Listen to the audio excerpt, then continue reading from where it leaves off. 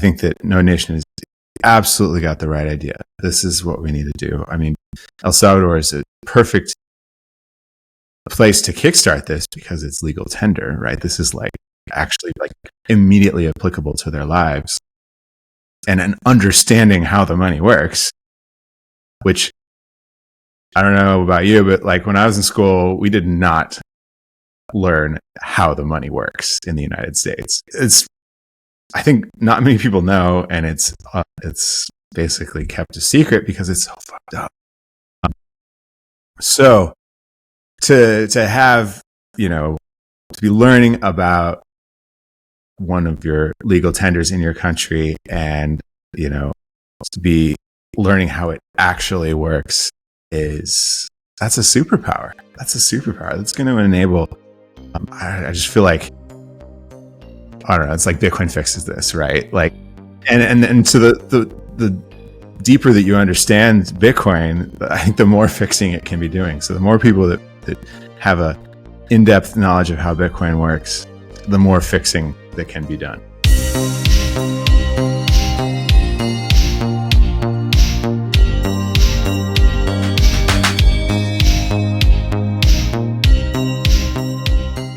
Welcome once again to Bitcoiner podcast. So you have no idea. This is one of the most difficult interviews that I had to prepare because there's so many questions about Bitcoin mining.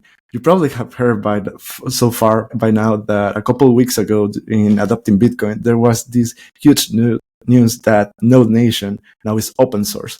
So in case you don't know, Node Nation is this cool project in El Salvador that they're teaching in every single one of the public schools in El Salvador to kids about Bitcoin, but not just about that, not just about the monetary part or all the technical parts involved related to Bitcoin, but they also learn about mining. So this is another deep rabbit hole in Bitcoin. And if you ask me personally, I'm an industrial engineer, so I know deep I went into the rabbit hole of Bitcoin, but then I discovered mining, and it's another topic, guys. You have no idea. And it feels like you start over again. I feel like when I was 5 years ago learning about Bitcoin mining, it's another step. And I just was talking with Oscar, that he's the one leading Node Nation with the entire team. And there's a lot of stuff. So kids will learn playing about this thing. And actually, I have here one of the things that they use. There is a BitAxe. And I thought, all right, how can I help them to learn more about it? And I just thought, let's go to the source. So I invite Skot 9000. So he's the one that did the BitAxe. So welcome to the show, man. Hey, Juan, thank you so much for having me. Very excited to be here and talk about this. I'm pretty excited about this topic. So yeah. There's a lot. Thank you. There's a lot to cover. I think this will be the first time that I actually have a structure about the podcast because I want to cover a lot of things. I told you, I filter and get rid about very, not just basic stuff, but technical stuff that I think that people can go and do their own research about technical part about mining. So what I want to do, my goal here is that people can learn a bit about BitAxe, but also I want to know your perspective about Node Nation. We will find out about all those things and what is the future in mining. So that will be the goal. But before that, if you can share really quick your background and when did you first understand the value of Bitcoin? What was your aha moment? Okay, well, yeah. So I first heard about Bitcoin in like 2000, I don't know, like 12, 13-ish, somewhere in there. And it was in the context of Silk Road, and someone was just telling me about, buying stuff on the internet and showed me Bitcoin. I'm like, wow, I was like, that's cool. My background is in electrical engineering and computer science. And I thought, that was neat, but like, why do we need another internet money? We have PayPal. I'm in the US. There's lots of options. And I don't really think too much more about it other than, I'd heard people talking about it, but I didn't really like get involved, unfortunately, because I remember very clearly when the guy showed me Silk Road, I remember asking, how much is that how much is a Bitcoin worth? And he was like, it's about $30. So if I was smarter, I would have jumped all in that.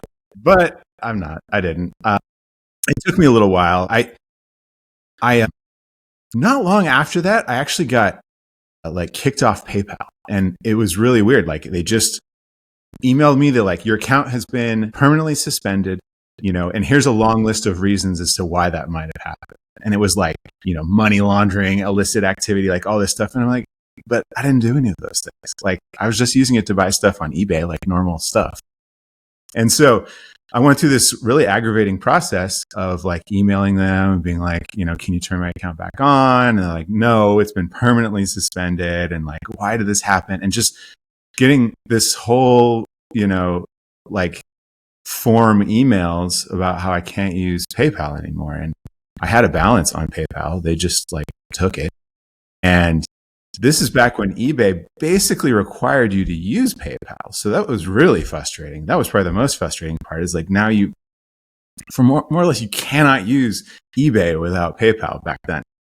So that was frustrating. And it was kind of the beginning of me understanding why maybe we do need a new money for the internet, one that's sort of native to the internet. And then fast forward a little bit, I guess go back. So I was starting to understand why maybe we need Bitcoin, but it was like just sort of buying Bitcoin and holding it and using it. Like, that's cool, but it wasn't like super interesting to me. Economics or, investing or anything like that, it just doesn't really like excite me. I realize it's a part of life, an important part of life, but it's not like genuinely interesting.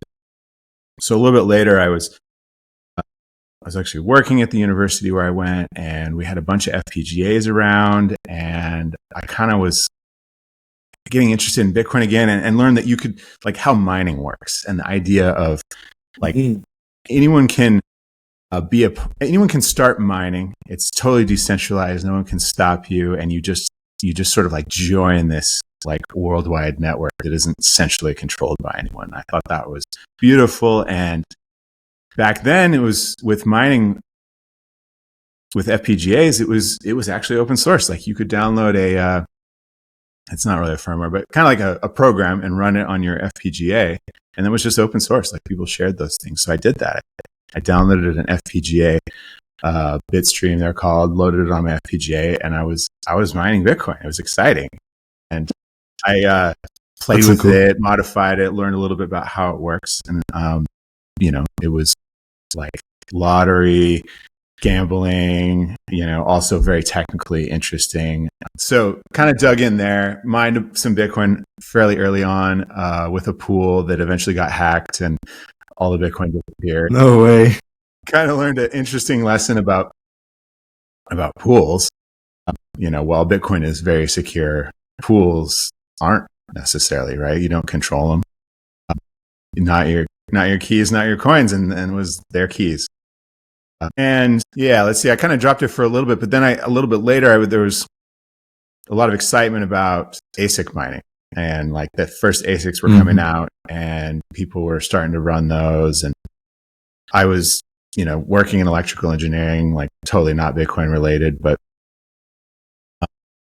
somehow got the idea that I wanted to make my own Bitcoin miner again using an ASIC. ASIC refers to the chip itself, not necessarily the whole machine, but I wanted to make my own ASIC Bitcoin miner. And that's what kicked off the idea of the BitAxe. But that's when I really jumped in to learning how mining works, like really, really jumped in, like, because I quickly realized that none of these ASICs are open source. There's no documentation. If you want to use one, you have to physically take the chip out of another miner. And then to figure out how to use this chip, I had to like really dig in and understand at a pretty low level how Bitcoin mining works, so that I could like interpret the data as it's being sent to these chips. So I came at it from this total like technical, I came to Bitcoin from this totally like technical interest angle, and screwing with that more and more. And then, I was kind of on more like message boards and Bitcoin Twitter and things like that. And it wasn't until a little while later that I feel like I got like properly orange pill. Probably not till like 2020. when it was like, oh my gosh, yes. Like a lot of the stuff Alex Gladstein says, like Bitcoin is freedom money.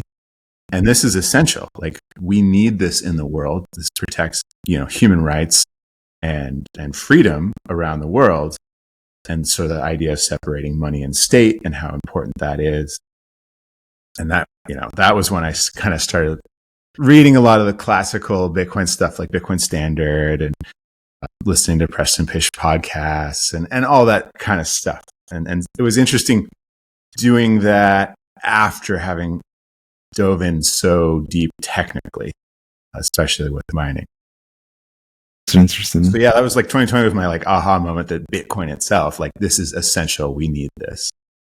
And it was, I think a lot of other people have explained this too, or have had this happen to them. But once that, like I was fully in, like it took over. Like couldn't get enough. Like I just wanted to learn more and dig into it. And of course I was developing what would become the BitAxe and just working on it more and more. I think maybe my performance at my job started to suffer, my day job, as I was just digging in. You were just thinking about that. Yeah, I'm just thinking about it. And my day job was designing electronics as well. And so now my hobby is also designing electronics, and it's significantly more interesting. So, that kind of kept on for a while. And then the beginning of this year, BitAxe had started to like become growing in popularity and success, and it was starting to work. And I applied for a grant from OpenStats and got it. And that was kind of like coincidentally around the time that the company I was working for before was kind of just starting to wind down. Like some of our bigger clients wrapped up those projects. So anyways, beginning of this year, I started working on BitAxe full time. So now I design Bitcoin hardware for a living. It's amazing, man. Yeah, needless to say, I'm all in. Yeah, that's awesome, and we will discover how awesome it is. Donation is just one of the many examples that are happening with BitAxe. So you mentioned mining, so probably we'll go deeper on that. But in your own words, for people that don't know that they're hearing, probably they're Bitcoiners, but they're like me that they start digging about Bitcoin mining. In your own words, in simple terms, why it's crucial to the Bitcoin network? Question. That's a good question. Bitcoin mining is one of the three absolutely fundamental parts of Bitcoin. Generally speaking, we have Bitcoin nodes, we have Bitcoin wallets, sort of the transactions, and Bitcoin mining. So at the highest level, there's these three pillars, and mining is one of them. So it's incredibly important. I think there's some people that argue with the technicality of it, but you could say that Bitcoin mining secures the network. Bitcoin miners are what take pending transactions and then add them to the blockchain.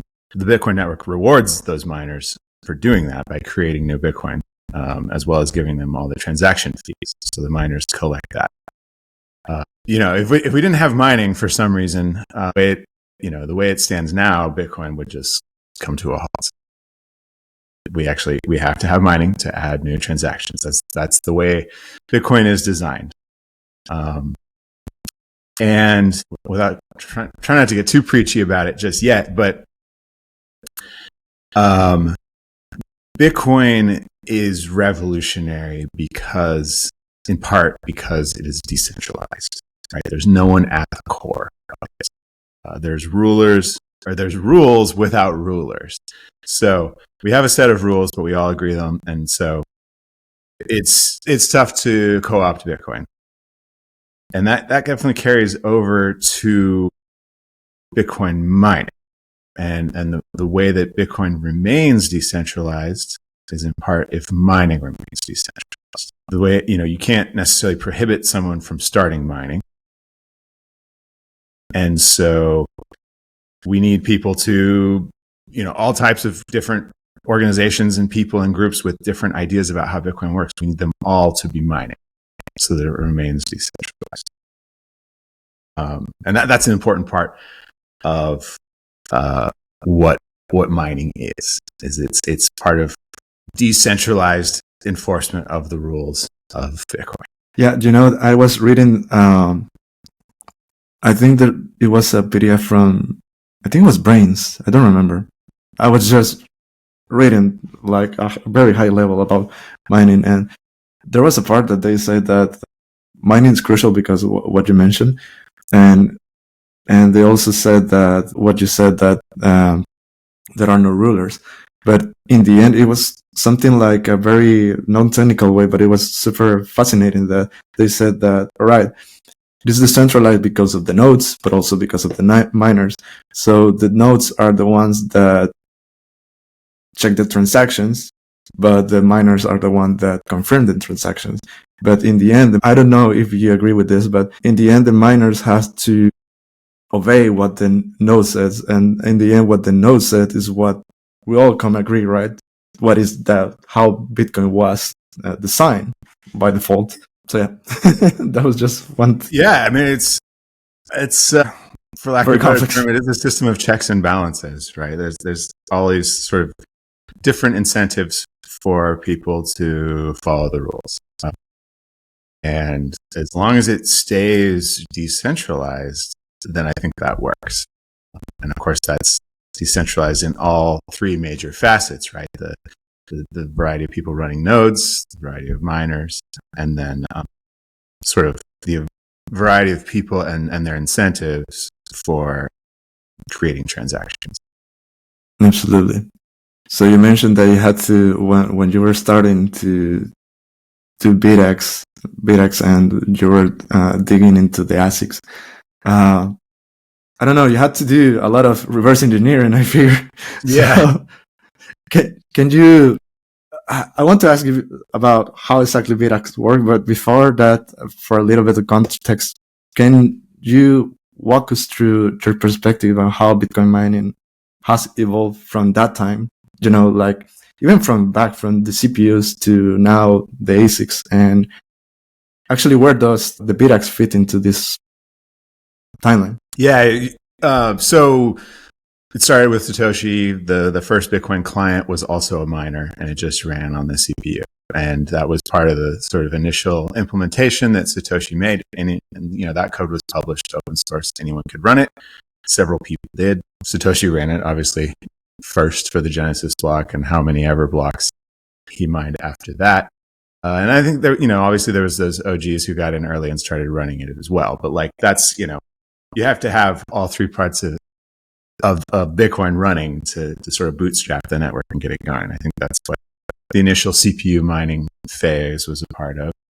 There's a bunch of posts about sort of the early miners and what they were doing, but I know a bunch of people worked on optimizing the mining algorithm. So it took better advantage of CPU power. I think I saw some posts about how they were looking at the cryptographic functions that were built into some CPUs, like Intel x86 processors, I guess, have some cryptographic functions. And so they're already quickly, we're optimizing this mining algorithm so that you can mine more faster, right? Even from the very beginning. And I think that kind of kickstarted this race to mine, more efficiently and faster. I think there's a famous post by Satoshi talking to someone about GPU mining, and they had sort of proposed it. I think Satoshi was like, no, wait, like we're not ready for that like level of hash rate increase yet. But even then, Satoshi didn't control the whole thing, and I think they just went ahead and did it anyways. Started mining on GPUs, which was just like a order of magnitude increase in the hash rate, the network hash rate. You can see like a step. So the GPU mining era started. For those who don't know, GPUs are, they're fundamentally graphics processors, but they are programmable to do sort of any sort of calculation, and they're more parallelized. They have more parallel cores than CPUs, and so that actually translates well to Bitcoin mining, which is just running this algorithm twice on a Bitcoin block header and looking at the result. And so GPUs had that stepwise increase in the hash rate. I think GPUs were pretty big in Bitcoin mining for a while. I don't know exactly how long, but around that time, people started messing with FPGAs for Bitcoin mining. FPGAs are stands for field programmable gate array, and it's sort of like an ASIC, but it's reconfigurable with software. So you can write software that lays out how an array of logic gates are arranged, and you can implement logic equations in hardware. So they are actually, they're more efficient at Bitcoin mining than GPUs in a lot of cases. And they're also important because they're a precursor to ASICs, ASIC design. ASIC is also just a huge mess of combinatorial logic, but it's committed in hardware. It's like using photolithography. It's like burned into the hardware. You can't change it. Whereas the FPGA, you can change it. ASIC is the same idea, but it's burned in. And that process of fixing it and burning it in makes it dramatically more efficient. So we kind of went from GPUs to FPGAs and now starting ASICs. The problem with ASICs is they are incredibly expensive to make. They're incredibly difficult to design, and they're incredibly expensive to make. So the first people making Bitcoin mining ASICs, the chips, they had to cough up a lot of money to do this. And it was also when you're designing ASICs, I guess we go back, like ASIC, the term application specific integrated circuit doesn't have anything to do with Bitcoin. It's just a type of like a function that's burned into a chip, an application specific integrated circuit. So you can do that for Bitcoin mining. And so these first people, I think it was like Avalon, Butterfly Labs, a couple other Fried Cat, a couple other players that aren't around anymore. But, I think that was the natural progression. Like, if Bitcoin's going to stick around and it's actually going to be worth something, then Bitcoin mining is definitely going to progress into ASICs. Like, there's no secret there. It just takes a lot of money to get it started. So people who are already in that industry, I think, once this Bitcoin thing showed some promise, or Bitcoin mining showed some promise, they started ramping up that. And I mean, ASICs are still the state of the art now. I think an important thing that happened for Bitcoin mining at that time when we went to ASICs was now people are throwing in real money, like millions of dollars just to get started making an ASIC. And I think with that came this protectiveness over your intellectual property, secrecy. You don't want your competitors to get a hold of what you've got because, if you blow this, you probably don't get a second chance, at this like multi-million-dollar investment to do this. So it's got to work, and it's going to work a lot better if your competitors don't get it. And I think that's what started to close off Bitcoin mining. Is it's huge barrier to entry. It's incredibly expensive. No one wants to share anymore, and it just siloed everything off. And that was the beginning of the end for open source Bitcoin mining. And that was a decade ago when that started. And yeah, I mean, we progressed a long ways. Sort of Bitmain emerged as the clear leader in ASIC design and manufacture. They make, I don't know, like probably 80% of the network hash rate now is on Bitmain hardware. And from what I hear, their company culture is very secretive. They don't talk about anything with anyone. Wow. Which, I rant about this a lot, but I think that is antithetical to Bitcoin. Like, Bitcoin is fundamentally open source. And that's how we keep it decentralized, is having the development of it be in a lot of different hands. And so that has become one of the core missions of the BitAxe, is to sort of go up against this closed source mentality that's centralized on a few players and they don't share anything with anyone. It's to go up against that and be like, no, like, we don't have to do it this way. Let's see. All right. Your question was that, what was the timeline there, the history of Bitcoin mining and sort of where the BitAxe plays into it. Yeah. It originally started though as just like a nerdy, like, can I do this? Like, I like Bitcoin. I like hardware. Like, can I make my own? Let's see if this works. Just futzing around. But the more I dug into it, the more excited I got to do it. And the more it became clear that open source Bitcoin mining was really hurting. like really suffering under sort of the way things had become, and that this BitAxe could be a great open source project. In doing that, I think, like, initially people were like, there's no interest in this. It's not profitable. Like, no one's going to run the BitAxe. It doesn't even make any sense. And I was like, okay, cool, whatever. I want to do this anyways. I'm just going to do it.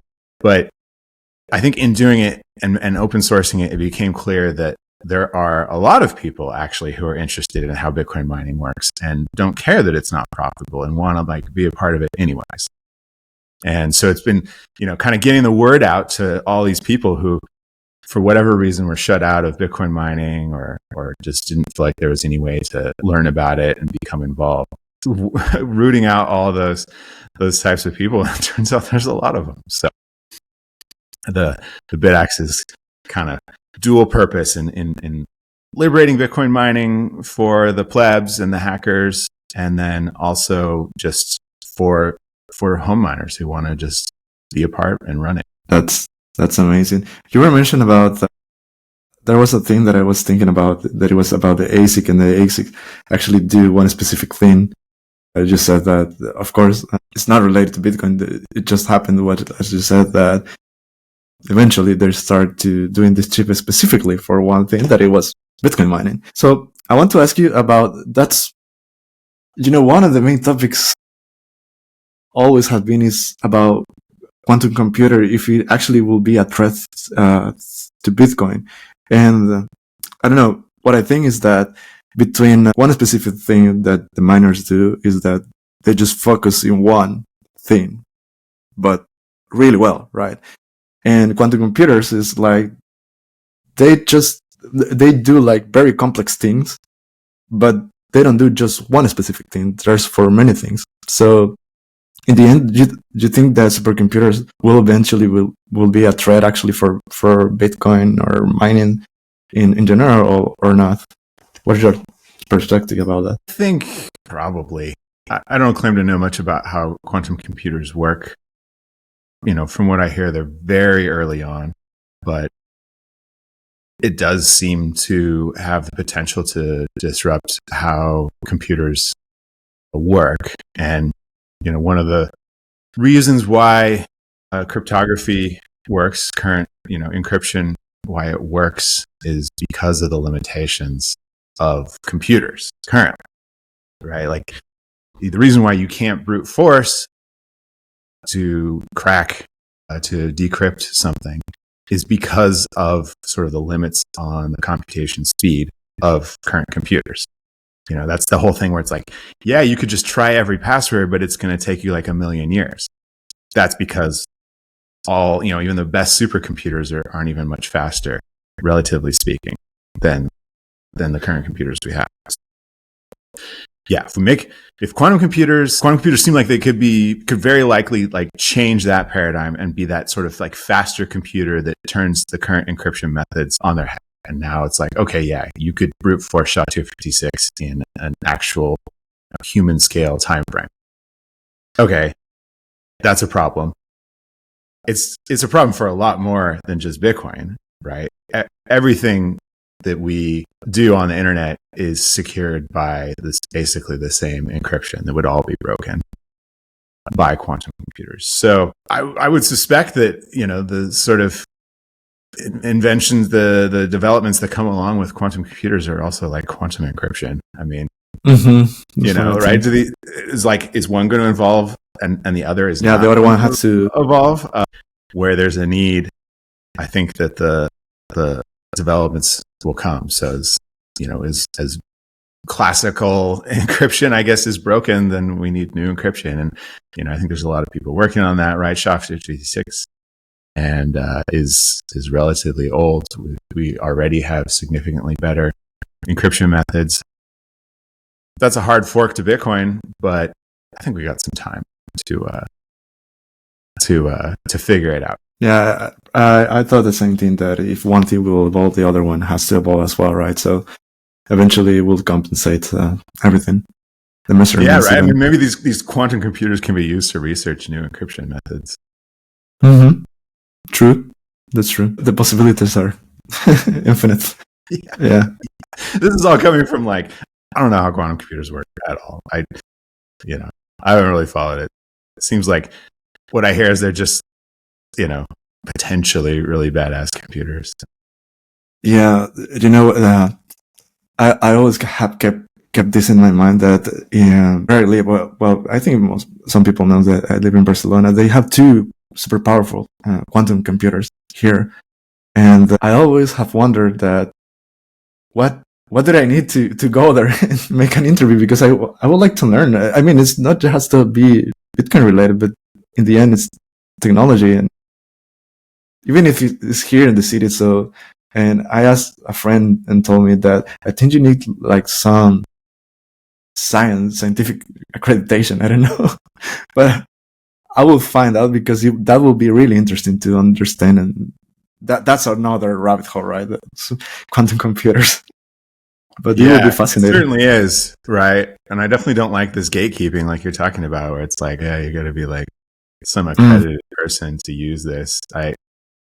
Even to get an interview, I think. It's obviously really early, in the development of computers too, right? Like a lot of the original stuff was by defense agencies and happened behind closed doors with military clearance and things like that.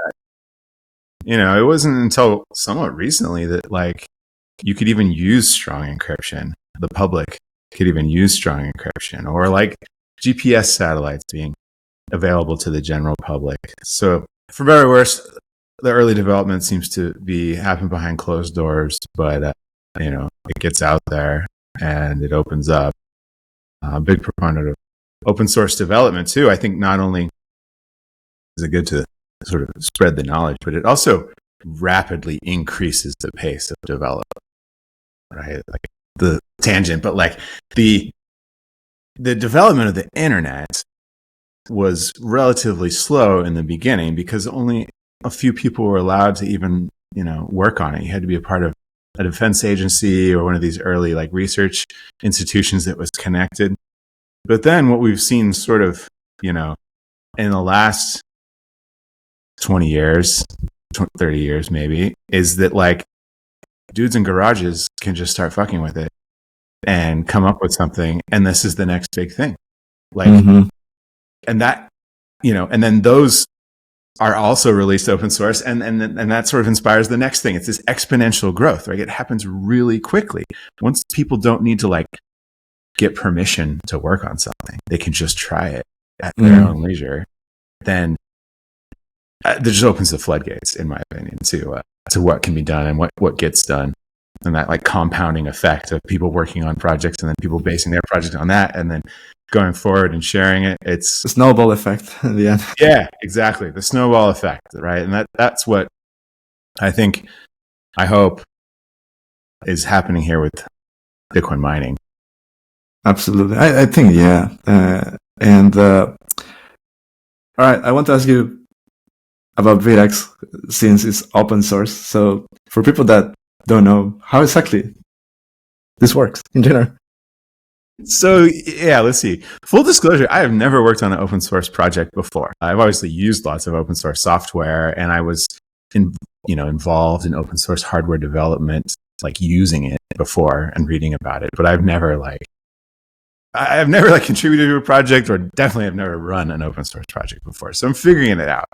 But that's the beauty. Yeah, that's the beauty, right? It's like, that's the cool thing, is you just jump in, no one can stop you, see what happens, fuck around and find out. Yeah. So how does the BitAxe work? There it is. So maybe if you're just listening, it has a single ASIC chip on it. I think it's here. Right? Underneath that fan and heatsink there, we have just one chip. The chip comes out of a Bitmain's Antminer. These are like the latest and greatest miners that you can get on the market. Those miners have hundreds of chips in them, depending on which model. It could have anywhere from like 300 to 150 or so of these chips. If you ever have looked closely at a Bitmain Antminer, they have these big hash boards. And actually, I'm going to grab it. I got it right here. All right. That's beautiful. I spent a lot of time looking at this. Wow. So this is an S19 J Pro hashboard with the heatsink removed. And you can see these are the chips. These black squares are the ASIC mining chips. You can see I've taken a bunch of them off right here. Reverse engineering. Yes, exactly. So, there's heat sinks all over it on both sides. So normally if you slide this out of your Antminer, it won't look like this. So once you take the heat sinks off and clean off all the thermal compound, it looks like this. And beautiful. So what I was trying to get at is a normal Antminer will have a much higher hash rate because they have lots of these chips in there. And they're all connected together in series and they're all working together. And so the hash rate is going to be 300 times higher than a single BitAxe. But I think that's kind of where the beauty comes in, is a BitAxe is much simpler. This board itself is going to generate over 1,000 watts. It's going to consume 1,000 watts, and all that comes out as heat. So it's incredibly power hungry. It generates a lot of heat. The noise to keep it cool is pretty significant. And because the BitAxe is only using a 300th of the power, it's dramatically cooler, it's simpler, it's quieter, it'll just plug into the outlet. Here in the US, we have just like 110 volts AC outlets. You can't power an Antminer off one of those. The BitAxe, however, it uses as much power as like a cell phone charger, so you can plug it in wherever. There's people who have plugged it in on like airplanes. You can plug it into your hotel room. I got like 3 of them running here right next to me, and you probably can't hear it. They're quiet. So that's the idea of the BitAxe is it's just like essentially a breakout board for one of these chips. And it also connects over Wi-Fi. Antminers, they require industrial power, but they also connect over Ethernet. So it's made for use in a data center. The BitAxe, however, is made for use by anyone, anywhere. It connects over Wi-Fi. It's got a little screen. It's much easier to set up. And let's see. That's kind of the idea of how the BitAxe works. It's Bitmain makes the chips. Like they have TSMC, like the world's most advanced chip making foundry, makes those chips. Bitmain makes the whole miner, and they make the firmware that runs on the miner. And so that when you buy it, you get that whole package. It's not really documented at all how it works. So like a lot of the effort in the BitAxe project was reverse engineering how all of that works and recreating all of those parts. So while we take the chip from the Antminer directly, like literally unsolder it and take it out, we have recreated the circuit board that makes up this hash board, and we have recreated the firmware that runs on essentially the control board, right? All those parts have been from careful study of how this chip works. And like I said before, it's all open source. You can see how it works. We have a big community called the Open Source Miners United, where people discuss how this works, theorize how this works. We hack on it. We deal with issues and problems, but all out in the open, so anyone can get involved. And I'll put that in the podcast notes. The link so people can check it out. Yeah, great. Yeah, the Open Source Miners United, it doesn't just focus on the BitAxe either. So it's all open source mining. There's other projects in there that are pretty cool to do. People, hacking on their BitAxe, people making all new miners with different configurations and things. So that's a cool thing to check out. And that's like totally what we want to have, right? We want to have, like, if we want to have a meaningful impact on Bitcoin and Bitcoin mining, like just selling BitAxes is going to be, a lot of people ask me like, well, what does it take for BitAxes to have a meaningful impact on the network hash rate, or on Bitcoin mining in general? And it's like, well, it's unclear like what exactly it takes to be meaningful, but let's just say it's 1% of the network hash rate is what you need. Well, okay, we can figure out exactly how many BitAxes that would be. I think, what's the network hash rate now? It's like 800 exahash or something like that. So 1% of that would be 8 exahash. A terahash is 1 million, or an exahash is 1 million terahash. So that would be 8 million BitAxes to equal 1% of the network hash rate. Damn. That's a lot. That's a lot. I would love to sell that many, but that's a lot for any project, just to have 8 million, active users. So I think the much more practical thing to do is to, yes, get as many BitAxes out there as possible, but also get other miners out there, like different miners, different form factor miners, higher hash rate miners, right? If we do a BitAxe that does 2 terahash, now we only have to sell 4 million. But what if we make hot water heaters? What if we make pool heaters, hot tub heaters, solar panel Bitcoin miners, like all of these follow-on projects, and get all of those out there so that any possible application that can make use of decentralized Bitcoin mining that's how we have a meaningful contribution. And there's a whole long list of reasons why I think that those types of Bitcoin miners are better for Bitcoin than sort of centralized industrial miners. But all that's what the BitAxe is. That's what the BitAxe is a way to jump in. Actually, you mentioned that there's a bunch of cool stuff, and I want to show you something. It was yesterday. I was talking with Oscar from No Nation, and he showed me this. It's really cool. It's someone that somehow managed to install Linux in all Game Boy Advance, and then start mining. In an old Game Boy? Yeah. So he said, wow. Check it out. Oh, I got to check this out. Okay, hold on. Ooh, nice. I like this. Oh, that's so cool. Really interesting, right? Yeah. Yeah, so they're just CPU mining on a $50 Game Boy. That's so cool. I mean, I've seen this really cool change, I think, in Bitcoin mining and the spirit of it in like the last year is, I don't know, when I was first starting the BitAxe, I feel like I was doing lots of research and Googling around, and at least the impression that I got from Bitcoin Talk and a lot of places was like, don't do it. It's not profitable. It's really expensive. You're not going to make any money. Like, don't do it. And I guess I wasn't alone in feeling that kind of sucked, because it's like, no, I want to do this. This is cool. Like, I like Bitcoin. I like electronics. I like being a part of this. Like, I want to do this.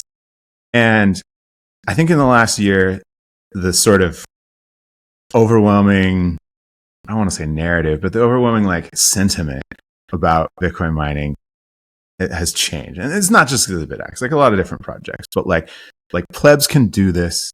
There's lots of different ways you can get involved. Just try it. Just,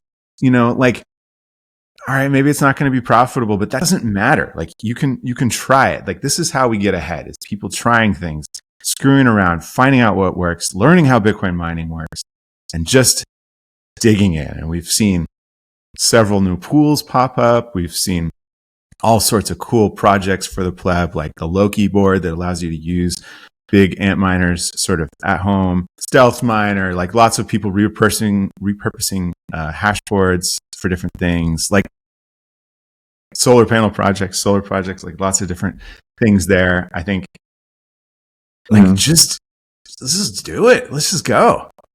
And I mean, that the pleb nation, like, I think it's cool. Like, they're teaching people how to do it, like demystifying it, and like being like, it's tough, but like, you can learn this. You can do it. You can get in. You can become a meaningful contributor fairly easily. Absolutely. Talking about Oscar, here's the first question that I have for you. Okay. And the question is that, what do you think about the Stratum V2 and how it differs from the current one? Yeah. Okay, so I know a bunch of people working on Stratum V2. They're excellent folks. This is definitely the right idea. Stratum V2 does a lot of cool stuff, but I would say like the main one that gets people talking about it is it allows miners to create their own templates. That is important, right? A mining template is essentially a list of transactions that you're proposing to add to the blockchain. Like if you solve the block, your template contains all the transactions that will get added. So it's very important. But right now, we have just a couple big pools that control most of the hash rate, and those pools create their own templates, right? So we have Ant Pool that's like over 50% of the network, and they're making the templates. So they're picking what transactions get added. That's not good. Do you know how control? That's one of the main problems with mining centralization is that template creation centralization. That's really not good when you have one entity that controls so much of what transactions get processed, right? In the extreme case, you could imagine them saying, all right, we don't like Juan anymore. We are not going to process any of his transactions. And that's getting censored, right? Bitcoin is supposed to be censorship resistant. And we don't want to have anyone able to have enough hash rate that they could meaningfully exclude someone from this network. Because what if it's like all of a sudden the government is like, hey, we don't like Bitcoin, or we don't like these different groups, don't process their transactions. And if we have one large mining person, that they're going to have to cave to the government because they exist. They're a big entity in a country. They're going to have to cave. Okay, so that was a long-winded way of saying that Stratum v2 is cool because we need miners to be able to create their own block templates. The idea is more people that are creating these templates, like everyone's going to have a different idea. Everyone's going to be under the jurisdiction of a different government, different regulations. Mm-hmm. And, if lots of people are creating templates and some of them decide they want to or have to censor, then it's not that big of a deal because they're not controlling a meaningful part of the network. That's rad.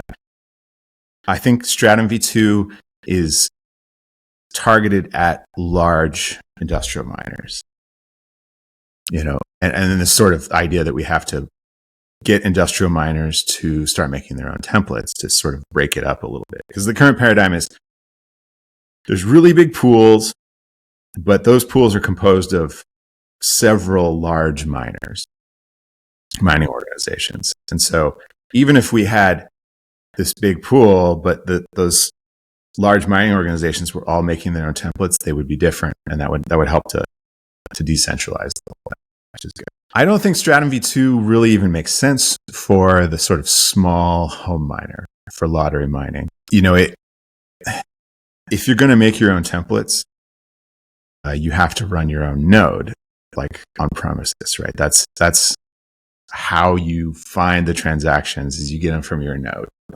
It's maybe a little bit more complicated than that, but basically you can think of if I'm going to make my own templates, I need to have a node to get them, and ideally to broadcast new blocks from. Well, if you're a solo miner and you have your own node, you don't even need the pool anymore. You can just mine to your own node directly. And when you're solo mining to your own node, you're creating your own templates, whether you're using Stratum v2 or not. So it kind of is less important, I think, for this solo mining pleb crap. And even pooled mining for plebs. It's a lot of overhead to run your own node along with your BitAxe to create your own templates. So I always advocate for BitAxers to solo mine to their own nodes. I mean, that's the ideal situation. Obviously, you can do whatever you want. We don't force you into anything. You can mine with Ant Pool if you want, in the interest of protecting Bitcoin and preserving the way it's decentralized, the way it works. I think solo mining to your own node is the way to go. And that doesn't really require Stratum v2 or Datum for that matter. Datum is Ocean's implementation of, well, it's not Stratum v2. It has the same idea as Stratum v2 in that you can make your own templates, but it's specific to the Ocean pool. So Stratum v2 is great. The people that are working on it are awesome. There's been some talks about coming up with a firmware that supports it natively. This is kind of an interesting thing. We have the miner, Bitmain makes most of the mining machines. I think they probably control an overwhelming majority of it. They also make the firmware that runs on that. And that firmware does not support Stratum v2 natively. It only supports Stratum v1. And there are several people that make aftermarket firmware for Antminers, but all of them do not support Stratum v2 either. And you know, I've heard several of them claim they're not interested in supporting Stratum v2 because their customers don't want it. Their big mega miner customers don't want it. So it's a little bit of like chicken and the egg. Which comes first, the adoption or the support? But this is not the way it should be, right? I think I would like to see is an open source firmware for Antminers, and then someone could easily implement native Stratum v2 support in the miner. And then, you know, we don't have to like beg some big company that makes a firmware who doesn't give a shit anyways to add Stratum v2 support. That's not cool. We should be able to just make it. Like if you are a miner and you want to run firmware that supports Stratum v2, like you should be able to add it. Or like, you know, if you're promoting Stratum v2, you should be able to add it. And so I've actually been talking with a lot of the people working on Stratum v2 about this. Like, let's just make our own firmware that supports it. We can totally do this. So that's kind of a new project that I think is up and coming. Hopefully we'll see more traction as we move forward on that. But, cool. You know, the adoption of Stratum v2 by large miners, I think, is essential to Bitcoin. And I think one of the things that's holding back that adoption is the fact that mining firmware is so centralized and closed source, and it's tough to change it at all. And we need to change it in a way to get sort of widespread adoption of this. Cool. Yeah, that's really, really interesting. But you know, well, one of the ways I think it's what talking about Node Nation that they're trying to teach, not just teach, but do their own nodes and minings in every public school. So, all right, let's talk about that. Did you ever imagine that the BitAxe and, you know, the nerd miners will be used to teach kids about Bitcoin mining? And how does it feel to know that? It feels so good. When I saw that first video of the school in El Salvador and the kids are all passing around their BitAxe, I was like, I sent it to my mom. I was like, this is so cool. Check this out. Like, how cool is this? I was absolutely, I don't know. It almost like brought tears to my eyes. It's badass. This is what I want. This is so cool. Like, the more people that know about Bitcoin mining, the better. There's just no other way around it. I love to see that. Like, I don't know. I wanted to do this in high school. I wish I had. Like, I'm jealous. Those kids are getting set up for the future, in my opinion. And it's a great way to do it. Like, also, you know, I did study electronics in school, and learning electronics really becomes easier when you have sort of an application in mind, when there's something you want to work on, because it's a lot of math and a lot of, you know, memorization of pretty esoteric concepts. But if you have like an idea in mind of something you want to do, of something you want to build, it's less abstract, I think. It kind of like frames all those esoteric you know, it's like a reason why you might want to like charge through and learn all this stuff if you have something in mind. Well, I don't know. Now these kids have seen like, this is electronics, like the BitAxe is just a circuit board. You can actually see the components on it. Like, you can dive in and learn how it works, and maybe understand electronics better, like embedded electronics. And so hopefully it's like sort of, you know, in a slight way, it's like electrical, like EE pilling a generation along with Bitcoin and orange pilling. So that's cool too. Absolutely. Actually, I want to show you something that is probably people will love to see this. Is the Node Nation new curriculum now that it's open source. Everyone can just try to follow this way. I mean, there's a template over there, and I cannot share my screen. Why? All right, I'll do it this way. Hold on. You know, MacBooks. All right, so I'll share with you the link, and I'll tell you which one is the one that are related to BitAxe, because you will love, man. Okay. You will love it. I have it here. All right, I got it loaded up here. A bunch of PDFs. Yeah. Yeah, so pick the one that's in English, right? And go to page number 18. Yeah, Okay. 18.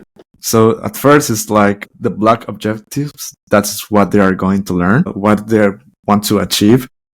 But then in the next page, it's all the technical parts that these kids learn in the public schools in Salvador. Man, this is solid gold. Like, it's so cool to see it like spelled out like that. I mean, this is like my dream lecture. I'm going to share this, guys. Don't worry. On the podcast in post-production, I'll make sure to picture this so you can watch it as well. But right now, I just wanted to show it to Skot. But I mean, you know, even the things that I even ask you here, like the evolution of Bitcoin mining from CPUs to GPU to FPGA to the ASIC. Yeah. The hash rate, SHA-256. They apply the Bitcoin supply equation. They solve it. So go ahead. Sorry. I was just going to say I didn't have anything this awesome when I was learning it, which was, fairly recently. Like I said before, like to reverse engineer the ASIC, you got to like really understand how block headers work and how mining works. And it's just really, it's great to see this educational material, like getting people up to speed on how that works.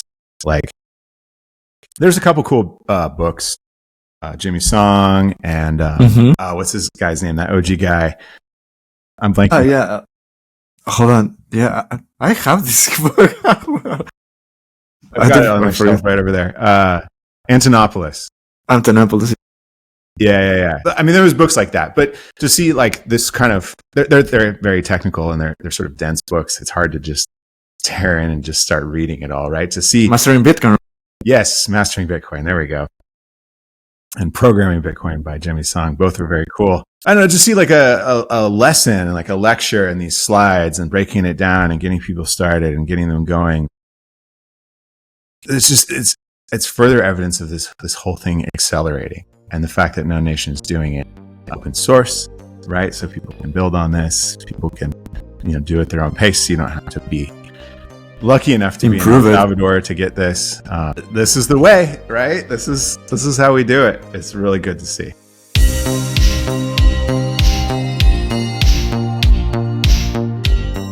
Cuando dejas tus activos digitales en un exchange o en custodia de alguien más, te expones a riesgos de terceros no deseados. A diferencia del sistema bancario tradicional, Bitcoin te permite tomar el control total de tus fondos utilizando tus propias claves privadas. Esto te permite ser soberano y esencialmente tu propio banco. Al tomar el control de tus Bitcoin, puedes evitar riesgos innecesarios de terceros. Almacenar tus Bitcoin en custodia de terceros como los exchanges puede exponerte a ataques de actores malintencionados, gobiernos o estafadores que lo único que quieren es apoderarse de tu dinero. El proceso de autocustodia puede parecer abrumador al principio, pero afortunadamente Blockstream Jade Wallet hace que sea súper fácil custodiar tus activos. Las billeteras de hardware son dispositivos que almacenan de forma segura las claves privadas de tus bitcoins y activos de Liquid sin conexión a Internet. Las billeteras de hardware aumentan la seguridad de tu billetera porque tus claves privadas se almacenan en un dispositivo especializado que no está siempre conectado al Internet. Como te he dicho antes, mantener tus claves almacenadas en un dispositivo en línea puede exponerte a factores adicionales de ataque, por lo que se recomienda usar una billetera de hardware al almacenar grandes cantidades de Bitcoin durante largos periodos de tiempo. Jade es una billetera de hardware no custodial para Bitcoins y Liquid que ofrece opciones de firma simple y firmas múltiples. Yo personalmente lo utilizo para almacenar mis Bitcoins, ya que me siento mucho más seguro manteniendo mis Bitcoins en una billetera fría que en una almacenada, por ejemplo, en mi teléfono. Si estás pensando en adquirir uno para ti, no olvides utilizar el código de descuento de nuestro show, Bitcorner Podcast. De esta forma estarás apoyando directamente el show y además obtendrás un 10% de descuento para la compra de tu billetera fría. Yeah. So the people who are studying this, dude, you got this. Like, it's a great time to be alive and to be studying this stuff. Yeah, and the other part is that, one thing is that they're teaching kids and in the end they will be the future. So we always say that, right, when we become older, but it's the truth. That's how it works. Yeah, and the other part is that, as you mentioned, luckily you don't have to be in El Salvador, and you don't have to be in high school anymore to learn about this thing. You can follow this path, and you can learn at your own pace. And one little surprise, I don't know if you have seen page 20, the next one. Okay, I'm on page 20. Look just at the bottom. That's you. Yeah. If many people do this, then we all play a significant role in decentralizing the hash rate and ensuring censorship resistance for which Bitcoin is so famous. Boom. I'm honored. Thank you. That's so cool. That's so cool to see. It's really interesting. And I mean, yeah, you can keep it and you can watch it later with, slowly. So you can see everything that they're doing. It's quite amazing, man. I don't think I've ever been quoted before. That's so cool. Really? That's cool, man. Oh, that's amazing. So, I don't know. I'm just thinking, like, do you think that project like this, like, do you think that No Nation's initiative in teaching Bitcoin mining to kids could serve as a model for other countries, potentially US, now that they're Bitcoin friendly, or apparently they will be more Bitcoin friendly? Yeah, we'll see. It's an interesting time in the politics in the US. I think absolutely. Yeah, right? Like we need much more Bitcoin education. And I was just listening to an interesting podcast with Marty Bent about a new university in Texas. But like the more people that fundamentally understand how Bitcoin works, the better. Mm-hmm. I think that No Nation has absolutely got the right idea. This is what we need to do. I mean, El Salvador is a perfect place to kickstart this because it's legal tender, right? This is like actually like immediately applicable to their lives, and an understanding how the money works, which I don't know about you, but like when I was in school, we did not learn how the money works in the United States At all. I think not many people know, and it's basically kept a secret because it's so fucked up. So to have, to be learning about one of your legal tenders in your country and, to be learning how it actually works that's a superpower. That's going to enable, I just feel like, I don't know, it's like Bitcoin fixes this, right? Like, and to the deeper that you understand Bitcoin, I think the more fixing it can be doing. So the more people that have a in-depth knowledge of how Bitcoin works, the more fixing that can be done.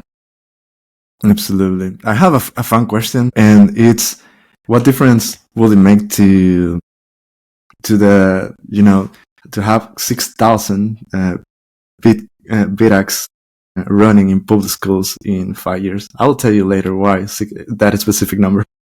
That is a very specific number. I'm curious to know why you picked that. But absolutely. Like, I don't know, like growing up in school, there was always like a pet snake or a frog or something in the classroom. And I think they did that because the kids see the animals and they get curious and they, it sparks creativity or at least an interest in the topic, right? And so I guess just like that frog in the classroom, like having a BitAxe there, Bitcoin mining, if it inspires just one person to like dig into that and figure out how it works and further their understanding of it, like great success. So yeah, let's get more BitAxe out there into more classrooms so that, we can orange pill more people.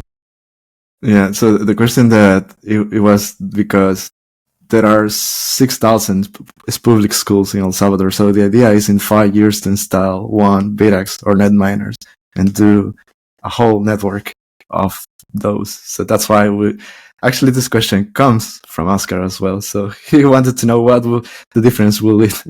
Man, that would be so fantastic.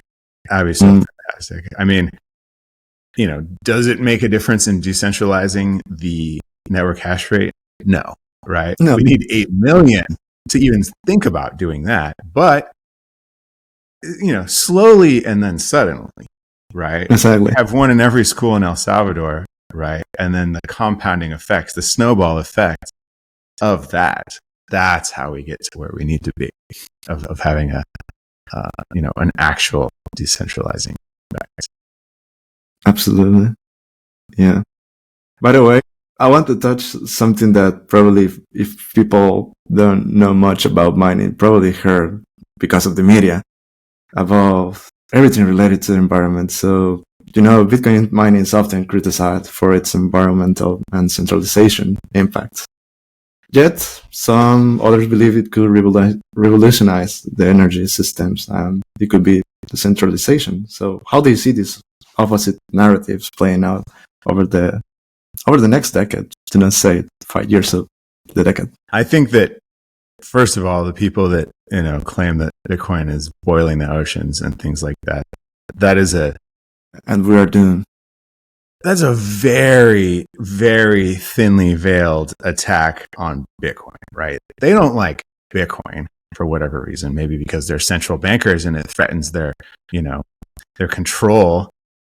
But I think a lot of the people saying this stuff just don't like Bitcoin, and they're trying to find a way to attack it, to demonize it, and going after the environment, kind of makes like sense if you don't think about it too much. But if you do think about it, it doesn't make any sense at all, right? There's like, one, we should not demonize using energy. There's that. Have you seen that chart of like all the nations and like sort of their GDP and their energy use, right? There's no such thing as like a rich nation that doesn't use a lot of energy. I think we do not want to demonize energy use at all. That is the key to progress. That's the key to improving the human experience is energy usage, right?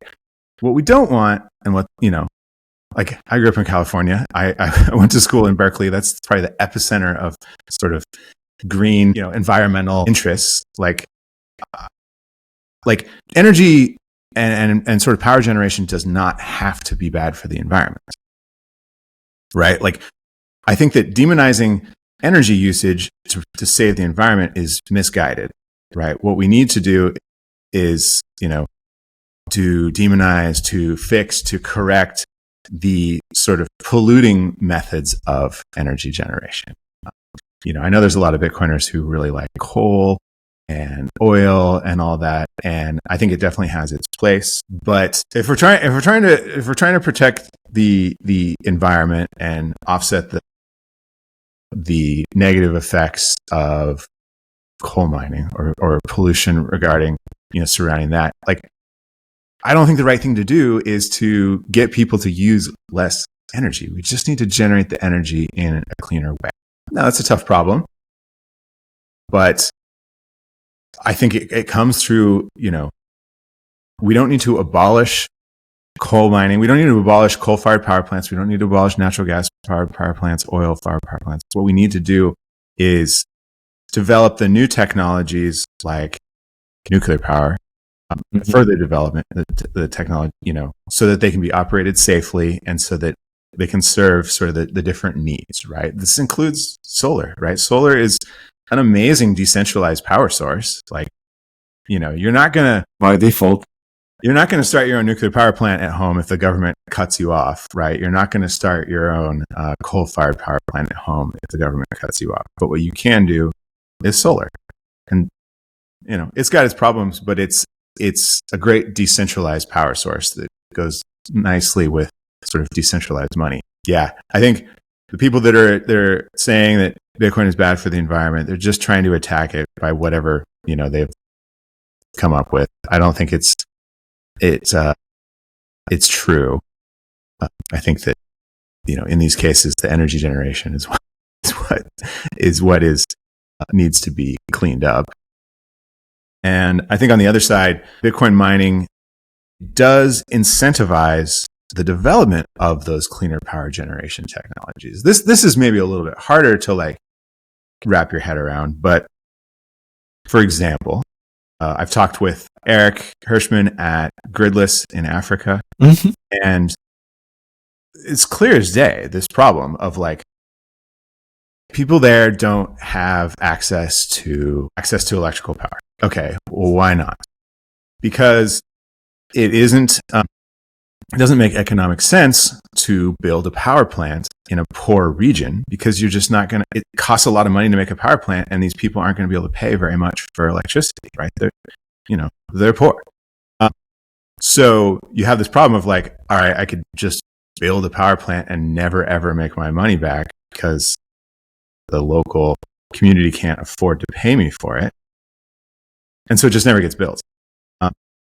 Now enter Bitcoin mining. And it's like, okay, well, Bitcoin miners are this sort of continual buyer of that power generation. Like 24/7, they'll buy it from you, at the right price. So you can build that power plant, whether it's hydroelectric or solar or whatever, that sort of initial capital outlay to build that power plant, knowing that you have a customer in Bitcoin mining. And you can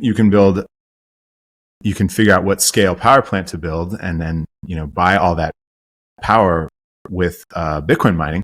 But then as the sort of needs of the community, as they're, able and willing and have the need to buy that power for, lights and all that good stuff in their communities, you can sort of scale back that Bitcoin mining to go with it. But you always know that you have that baseline demand to buy your power from this power plant. And that can really help in subsidizing the sort of the build out of that power plant, like kickstarting. And I mean, that it actually also works in the sort of developed nations too, around the world, with big solar farms. I've heard some interesting stories, like in California, the waiting list to get your solar power plant connected to the grid is like years and years. So like you can have everything all lined up to build a huge solar plant, but you can't get it connected to the grid. So you have to wait. And so if it's not connected to the grid, no one's buying that power, right? Yeah. So now you just outlaid all this money for this huge solar farm, and no one's buying it because you're not connected to the grid. It's like, that's rough. Investors are not going to be super excited about that. So if you're like, oh, well, we can bring in these containers of Bitcoin miners, plug it right in, and they'll buy it. They'll buy it while we wait to get connected to the grid or whatever it takes. And so you can start monetizing that operation right away. And I think there's lots of good use cases for Bitcoins. The like TLDR there is like, Bitcoin mining promotes renewable energy build out. Absolutely. Like, all right. That article, there's an article a while back. There was apparently a big Bitcoin miner in Sweden, I think it was. And the local government like rallied against them and kicked them out. And almost instantly, the electrical prices for residential customers went up. Oh, shoot. It's like you just kicked out a buyer. Like you just made the market for this smaller. Like you have to raise prices to account for it. I'm gonna deep into it. Probably to it was pretty recently. It was somewhere up there in Scandinavia. I forget. I think it was Sweden. Maybe it was Denmark. I don't know. Yeah, maybe it was Denmark. Probably. I'll look for that. And what is the most exciting development in Bitcoin mining right now that that most people, but actually no, that most people don't know about, because you're probably dived into it. The most exciting development in Bitcoin mining, or the most. I mean, I might be biased. I think the BitAxe is pretty exciting. Of course it is. It is.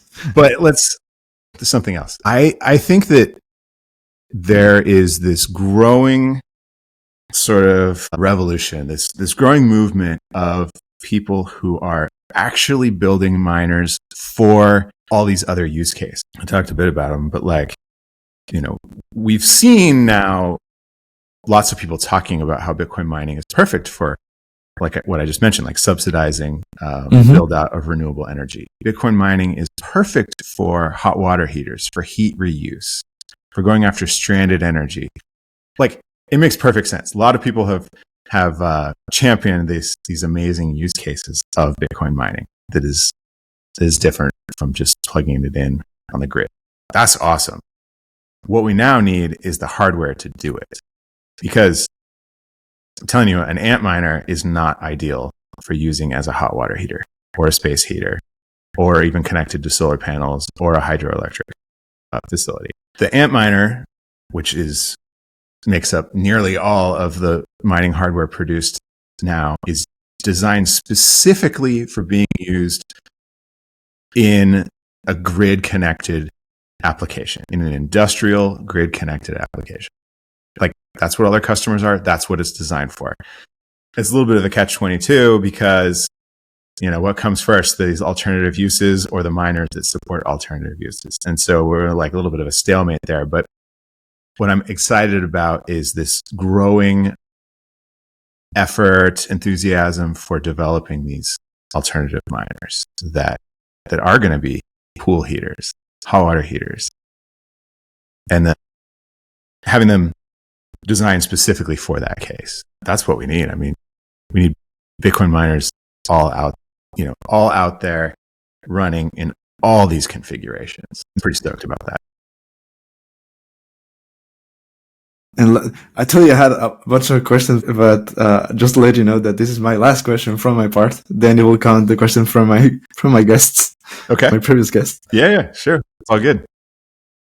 So, what is your opinion on the state of Bitcoin mining today in the US? Recently I talked to Lisa Hoff, I think 6 months ago, probably. Yeah. And we would discuss, for example, in Texas, we all know that they're very friendly in the Bitcoin mining, but they told me that there are kind of different regulations and law in every state, right? So I don't know if you want to share in general or specifically where you live, because it's really interesting to see, because every time that I have someone that is related to energy or mining in the United States, I want to know if it is actually growing, or it's staying plain, or it's actually going backwards. So I just want to know, what's your opinion? I live in the southeastern part of the United States, and there's quite a bit, from what I hear, there's quite a bit of Bitcoin mining that goes on here. Like Georgia, I think, has very favorable power prices. So there's a lot of big Bitcoin miners there. I got to tour some in North Carolina and South Carolina, some pretty big facilities. So it's definitely happening. I don't know if I think it's growing. It seems like it's growing. I feel like I hear announcements that sort of the big industrial miners are growing. I wouldn't want to be a big industrial miner. Up until the big bull run that just started recently, it looked really grim for them. Obviously, when the price goes up, that helps quite a bit. I still it just seems, what do they call it? Counterparty risk. It seems like there's a lot of counterparty risk to being a big industrial miner, right? These guys have, every month, they have multi-million-dollar power bills, and they're committed to that, right? The reason why you get these favorable power purchase agreements is you commit to it for a long time. And they, of course, have just invested so much money in all this hardware. These big Goliath miners, right? But they're sitting ducks for regulation. Things went, for Bitcoin miners, things went pretty well in the recent US election. So it seems like maybe they got like a stay of execution, but like, how long is this going to last for? How long is this favorable environment, profitable environment for Bitcoin miners going to last? How long is the favorable regulation environment for Bitcoin miners going to last? I mean, I think that's what they call counterparty risk, and that you don't control a lot of those factors. And so it seems pretty risky to me. They're talking really big numbers, and there's a lot on the line. And I think as a result of that, we see a lot of fiat games, at least in the US, with the publicly traded Bitcoin miners. They're playing these crazy fiat games to get, I don't even pretend to know how that works, but it just seems like raising money to buy Bitcoin miners based on the fact that they said they're going to buy Bitcoin miners. And just like, it doesn't really seem to boil down to sound money in my high level view of it.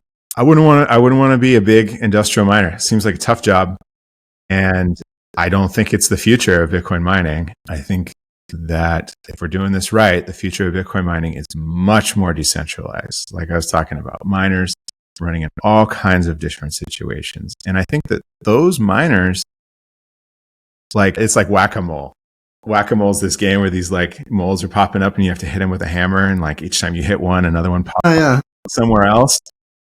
it's like that, right? I mean, like, you can't regulate against these small miners because they're just everywhere. It's like, trying to pass a law that you can't plug in your cell phone charger. Like, you're not going to be able to stop it. And so decentralized home miners, heat reuse miners and things, they're tough to regulate. So they're resistant to that regulatory risk. They are also a lot less sensitive to sort of the Bitcoin price ecosystem, right? Because they're probably not selling their Bitcoin every month. They don't have multi-million-dollar power bills. A lot of these cases, you would be paying that electricity bill anyways. Or in the case of a BitAxe, it's so small that you're not going to notice it. So this whole, decentralized mining, home mining thing that I would like to see happen is just so much more resilient. And there's so much less risk for any of the players that seems like much more favorable situation to me. Yeah, absolutely. Actually, that's why I love things like this, like BitAxe or Netminer. When I was talking with him, actually, it was in one of the meetups that we had here, and I was just so amazed because the thing on the meetups is that they have like different versions, not just yours, the BitAxe, but also the ones that the one that they have in the nerd miners, right? So they have like a bunch to showing up, and I was like, man, the beauty of this is that you can have it at home, and I think what makes it perfect is that the cost of running this, it's like it's a penny. It's like what, $10 a year, so you can afford to do this. And in the end, well, I was going to say in the end it's not to mine a Bitcoin, but I just know that this year someone managed to do that. Yeah. I mean, come for the lottery ticket, stay for the revolution. Well said. It works. I've thought a lot about like how do we incentivize people to do this. Obviously, it's important for Bitcoin, but not well, maybe not obviously, but it's important for Bitcoin. But I don't know if that's going to motivate everyone. There's a lot of people who maybe don't care, or don't know, or they have only a passing interest in that, in protecting Bitcoin. So the lottery ticket thing, that's cool too. That can work. Absolutely. There's this interesting effect that happens. As you probably know, a BitAxer solved a block a couple months ago that created just an insane demand for BitAxes. Like basically everyone sold out like immediately. Wow. A lot of people wanted to get a BitAxe. It was great. Like that was absolutely fantastic. But the cool thing is now there's probably twice as many BitAxes out there, more than twice. There's probably 3 times as many BitAxes out there now. Wow. As there was then. And that in a very short period of time. What's that? No, that in a very short period of time. Yeah. It was really recently. It was pretty wild. The BitAxe manufacturers, like I don't manufacture BitAxe, but the people who do have been busy, to say the least. They've been very busy. It's a good problem to have. But what I was trying to get at is that, the more BitAxes that are out there, that decreases the time on average until the next BitAxe block is solved, right? More BitAxes, more blocks get solved. That sells more BitAxes, or home miners in general. It's this compounding effect. It's this snowball effect, right? We get 1 exahash out there. That's 1 million BitAxes or equivalent. That's if they're all solo mining, that's one of those BitAxers solving a block like every couple days on average. And that's cool, right? This is how this grows. So happy to see that has started. Amazing. All right. That's for me. This is my question. This is the question from my guest. I shared it with you on the chat so you can watch it. This is one of the questions. So it's like 30 seconds. All right. Scott, my question for you is, what is your most controversial take for this upcoming bull cycle, right? Like he's building out the nerd miners and stuff. like, individual miners that regular people can use, does he foresee that becoming a high demand? Like, is that going to become higher demand? Like, will regular people buy those? Or is like the mining going to continue to be centralized? I'm very curious if he's going to go down that route, or if he's going to say, micro strategies. That's what I'm curious about. Oh man. I mean, I think I've kind of alluded to what I think is going to happen. Is it going to happen in this cycle, right? The cycle's aren't even all that long, but I think it begins in this cycle. Yes, absolutely. I mean, in a very small scale, yes, it has already started. We're decentralizing it. We're selling more, nerd miners. Those nerd miners are crazy. I think Public Pool has 50,000 nerd miners connected to it.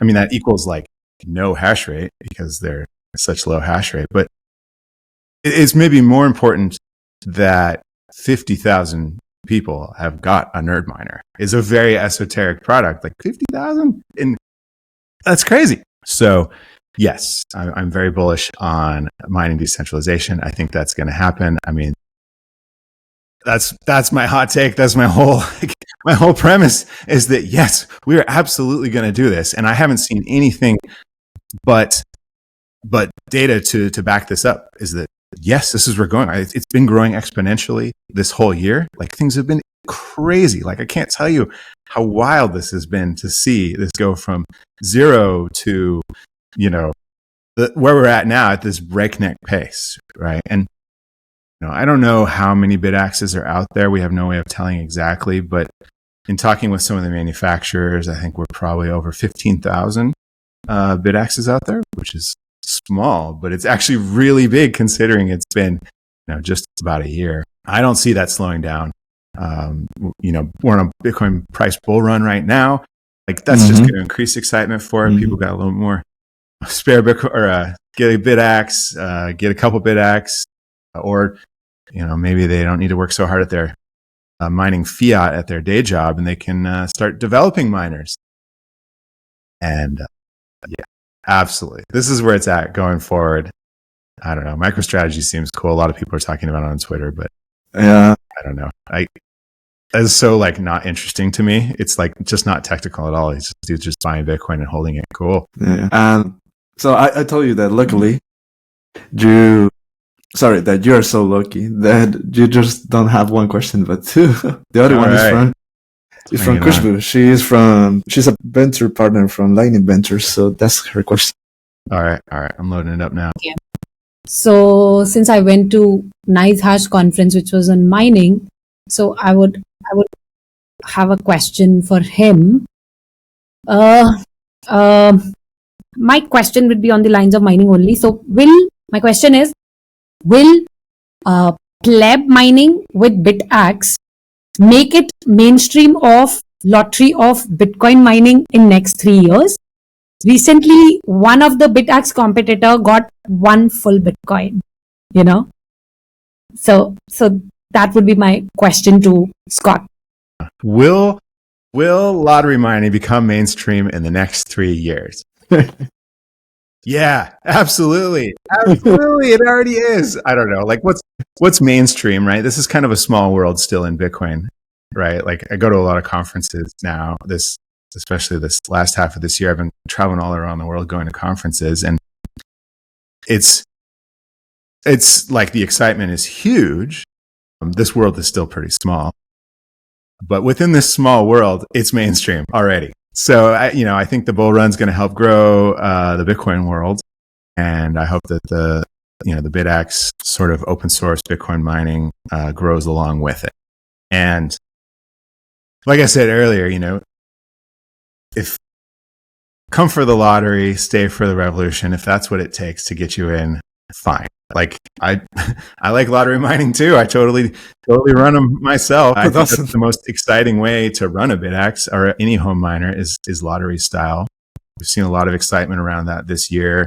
There was a FutureBit Apollo 2 that lottery mined a BitAxe block to their own node, which is a huge achievement. That created a lot of excitement. Yeah. And like I said before, like, it has that compounding effect of the more people that buy BitAxes, the more people win the lottery, which sells more bit.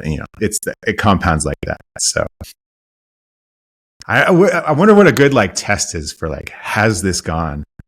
If we were betting on this, how would we determine if I won? Like, how do we know if it's gone mainstream? Is it like,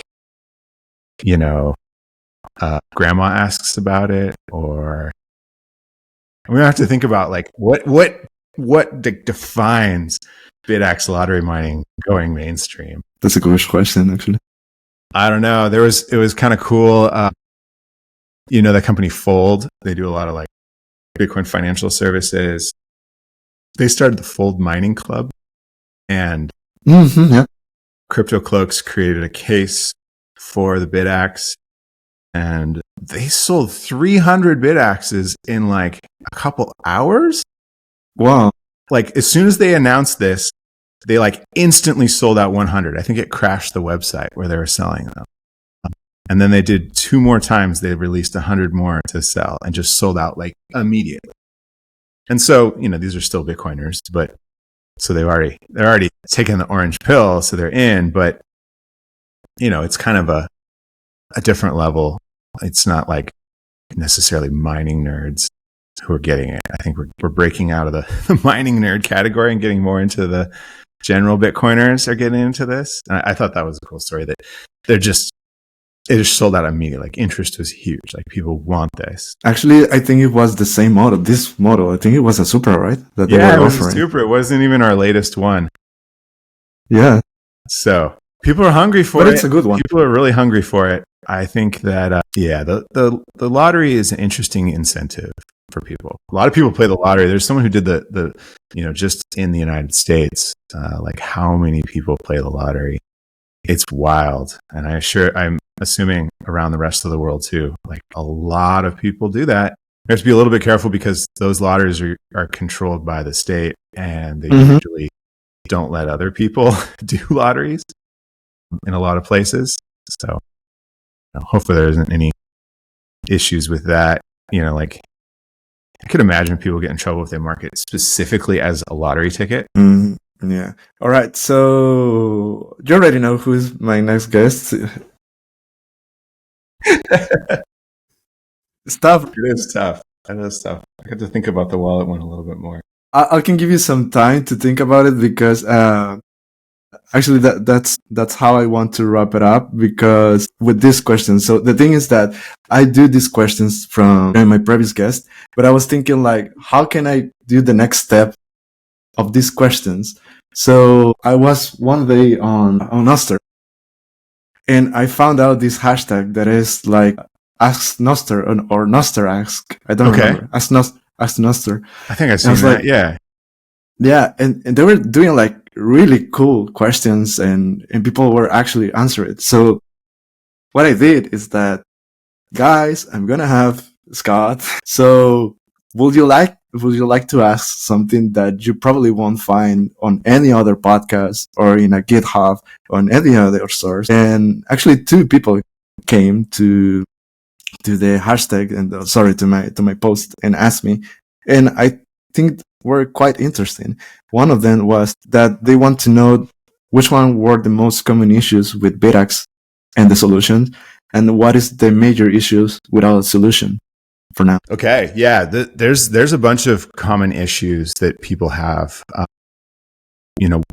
One of them is, how do you get the BitAxe on your Wi-Fi? This is a classic IoT device problem, because IoT devices, Internet of Things devices, don't traditionally have a screen or a keyboard.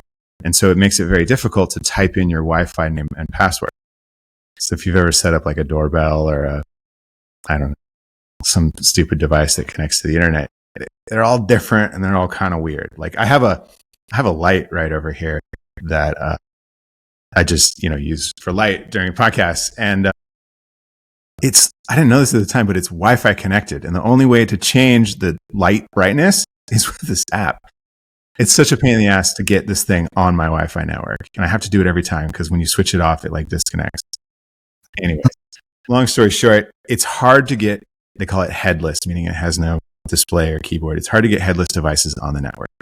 So that's a challenge, and I think I've sat with people who are who are setting up their BitAxe for the first time, and I've heard from people with problems. It's tough to get it on your Wi-Fi network because the way it works on the BitAxe, maybe you've gone through this, is you turn it on and then it creates a Wi-Fi network. You have to join that. And then hopefully something pops up on your phone when you do that. You have to type in your Wi-Fi network name with no extra spaces or capital letters or anything, and the password. And you have to get that all correct. And there's no indication if you got it wrong. Like you type it in wrong, it just won't work. And there's no like, oh, you did it wrong kind of thing. Always trying to think of ways to improve that. It's a tough problem. That's something that could be fixed on the BitAxe. Another one is kind of interesting, and I didn't initially anticipate this, but it's come up with like friends of mine who aren't Bitcoiners who want to, just friends want to check out what I'm working on. One of the things you have to do to start mining is to put in your Bitcoin wallet. And as we know, Bitcoin wallet addresses are these long strings of characters that are very intimidating. You're definitely not going to type it in from memory. You have to copy paste it. And they're like, oh yeah, like maybe I have a wallet, on Coinbase or something somewhere, right? But it's like, oh, that's rough. Or even, they're like, wallet address. Like, I don't have a wallet address. Man, this is a whole other set of steps that to get people just to like step 0 on the BitAxe is like setting up this wallet and doing all this. So I think that's a challenge, especially as adoption goes outside of these, Bitcoin nerds like us, is streamlining that process for people. I've got a couple ideas I've been kicking around with some of the smart dudes on Open Source Miners United. We've been talking about it. I think that it is possible for the BitAxe to securely generate a private key, and then something like it could show you your 12 seed words on the screen and be like, write these down somewhere secure. You write them down, and then it generates a public key from that, and then deletes everything else before connecting to the network. So now it just saves one address from that and uses that to populate the field so you can start mining. And then, of course, in the rare circumstances that you solve a block, you'd have to hope you wrote those 12 words down and no one else saw them. So yeah, there's some pitfalls there, but just thinking about these things, there's a bunch of usability like UI, UX type stuff with the BitAxe that's the stuff we can solve. We're working on that. We've got some talented UI developers getting on, into the project now, who I think can help a lot with that, just making it, easier to use, more like intuitive kind of thing. We'll get that resolved. All right, so stay tuned, guys. Yeah, stay tuned. This is moving fast, man. We release new firmware all the time. It is moving very fast. Yeah, stay tuned. Right. Hang on. Yeah, and the other question that I think that it was quite fascinating, I never thought about that, is that his or her question, I don't remember, is, are there chips that can be switched to AI and mining as they need maybe? If not, why? Bitcoin mining ASICs, the chips, cannot be switched to AI. They just can't. ASIC stands for application specific integrated circuit, and these chips are very specific. Like they will not do anything else besides hash 80 byte Bitcoin block headers. You can mine, there's some shitcoins you can mine with them, but that's only because they follow the Bitcoin block header format exactly. Any difference, like Litecoin or Doge or whatever, like you cannot do it with these chips. Like they do that, the chip manufacturers and designers, they do that because to do anything else would be inefficient. And the name of the game is making these chips as efficient as possible. So they've got rid of everything else. There was a guy a while back that was talking about like, oh, I want to start, cracking passwords with Bitcoin miners. And it's like, at a high level, it makes sense, right? A lot of passwords are hashed with SHA-256. And, you can get access to that password file with the hashed passwords. And so, yeah, like, okay, it's SHA-256. I know that's what Bitcoin miners do. Like, I can break passwords with it. Nope, you can't, unfortunately. Bitcoin mining ASICs do a double round of SHA-256 hashing. First of all, that's not what these password programs are going to do. And second of all, this is what, I don't know, it breaks my brain, but Bitcoin miners do not give you the hash. I don't think there's no way to get the hash, the SHA-256 hash, like the result, out of a Bitcoin miner. It gives you a nonce that makes that hash be below the target difficulty. So yeah, what Bitcoin miners, the chips, return to you is a nonce, a 32-bit random number. They don't return the hash. It's really ironic, but it just goes to show how integrated they are. They can't be used for anything else. Like, not AI, not password cracking. Makes sense. Nothing else. Not going to happen.